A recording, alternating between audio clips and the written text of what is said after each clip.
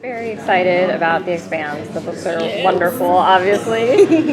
So, what can you tell us about how your character is going to be different in some ways in the book, or what we can look forward to with her in her TV version? Yes, I think we've stayed quite true to the book in most ways. We have definitely expanded, excuse the pun, on the characters. But she is still the awesome, well-rounded, strong, intelligent female that she is in the book, and she still holds everyone together and keeps Holden from going off the rails. There's still all those qualities with her. So, hopefully just bringing her to life will be another exciting aspect of it.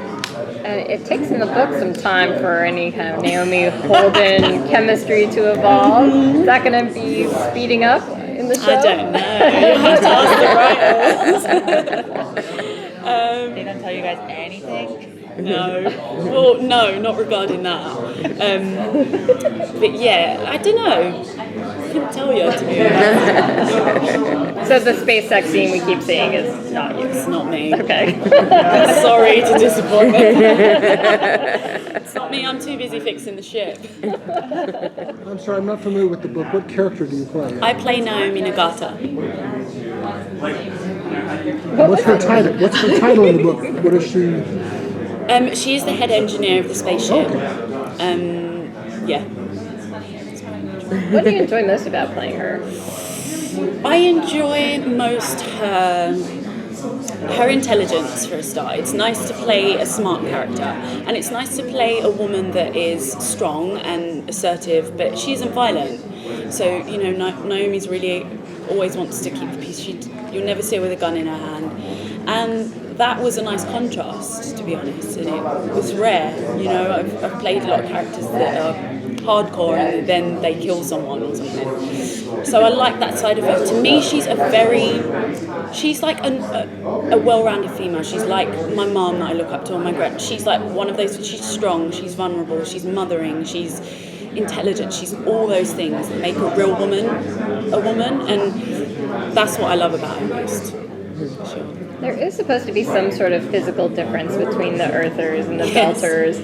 Do they try and account for that in any way in the show? We have certainly tried. I mean, I am 5'6.5", and Stephen does tower over me. But I do have heel lifts in my shoe, so I'm taller. Don't worry. It's difficult, But we have definitely gone to lengths to try and do it as much as we can, for sure. And we're all aware of it as well. I mean, I also try and carry myself taller in my head, to kind of show her body language that way, that she is a belter. So, yeah. Are you wearing your hair up to see what it looks like? So I have a mohawk, it's shaved at the side, so I wear it with the hair loose and it's curly for the show. She's known for having curly hair. I'm glad that you wanted to know that. The only male at the table. Sure.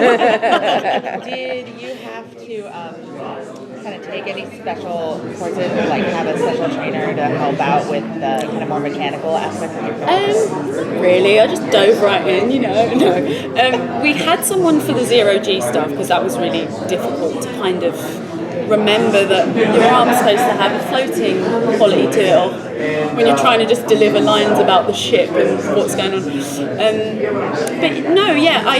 We also had a coach for our Baltic patois, which I speak in now and then. But the mechanical stuff, I would just get it, and then if I didn't know what it was, which was pretty much all the time, I'd research it, I'd look it up, or ask Ty or Daniel, who we had on set, what the hell is this I'm talking about? Yeah, so we had them on hand. Everyone, the writers were great for that. So if I was ever like, I don't know what I'm talking about, they'd tell me. They'd be like, oh, okay. Can you give us a line in Belter? No way, Sasa. Don't ask me what that means. I think it actually means no way. So yeah. Did you read the books, and was there a reason that you did or did not want to do that? So I started reading them when I first got the job, and then when I started reading the scripts, I was like, I can't do all this information. So I had a little bit of a backstory on Naomi and stuff, so I stopped reading the book and concentrated on the scripts because I wanted to be present as well. I didn't want to get too ahead. So what I'd done is finished reading the first book afterwards. So I've read up to the first one. But again, I don't want to get too ahead, so I'm stopping there until we maybe go into the next season. You don't want us to tell you what happens. Huh? You don't want us to tell you what happens. Do not ruin it for me. It's gonna get so good for you. You're all like jealous because I've got that to go. Sorry. Yeah, no, I'm excited. But I still want to be surprised as well. Yeah. What was the most challenging part of playing your character? I think because she is strong, not playing her too harsh, because I didn't want her to be too harsh. I wanted it to be a situation where it's just like, this is what stuff is, I'm not angry about it. I didn't want her to be an angry character.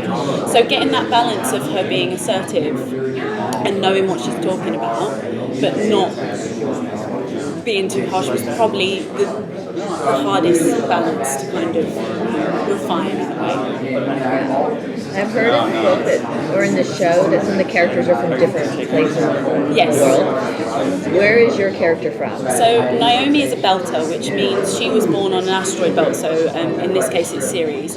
And that means that she is of the generation that will live and die there. She's never experienced real air or rain on her face or soil under her feet, so she is of that generation, so she's a belter. So what do they do for gravity on the ship?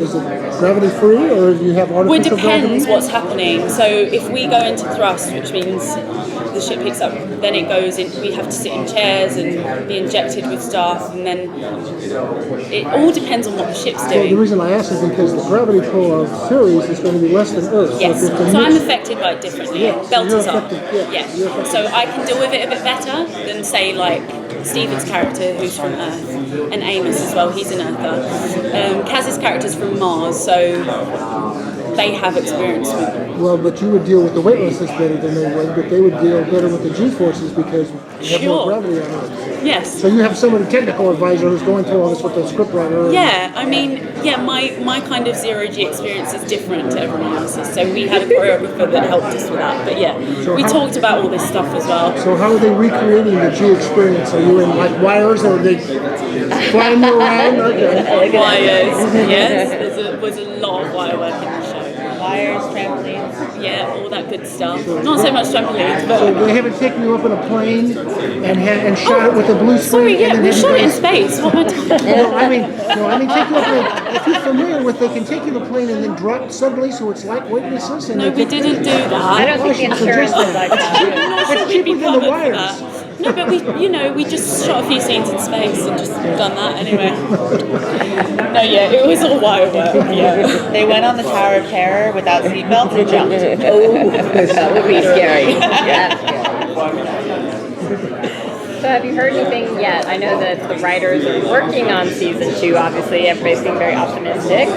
When do you think, ideally, you'd start filming season 2? Well, this year, ideally, but we don't know anything yet. We're always the last people to know anyway, so if it is happening, I still don't know about it. But yes, they have started the writers' room, so that's promising, so hopefully we'll get the go-ahead soon. Go and shoot season 2.